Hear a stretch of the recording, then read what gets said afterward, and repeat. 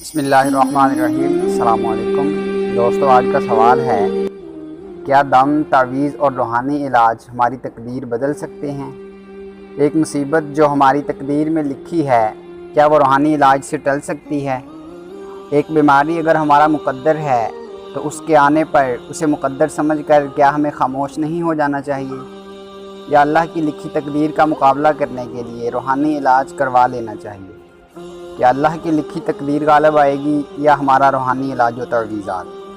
ان تمام سوالات کا جواب حدیث شریف میں بڑی وضاحت سے آیا ہے۔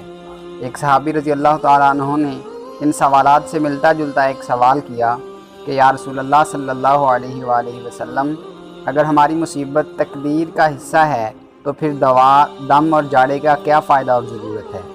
آپ صلی اللہ علیہ وآلہ وسلم نے فرمایا، دم، جاڑا اور دوا بھی تو اسی تقدیر کا حصہ ہے۔ یہ تمام سوالات یا اعتراضات تو ان لوگوں کے تھے جو دین کو یا دینی تعلیمات کو مانتے ہیں، مگر انہیں دینی معلومات کی کمی کی وجہ سے دم اور تعویذ دینداری کے خلاف لگتا ہے۔ لیکن جو طبقہ دین سے واقف نہیں ہے یا جو لوگ دین سے بیزار ہیں، یا تو وہ ان باتوں کو بالکل ڈکوسلا سمجھتے ہیں یا پھر دھوکے بازی۔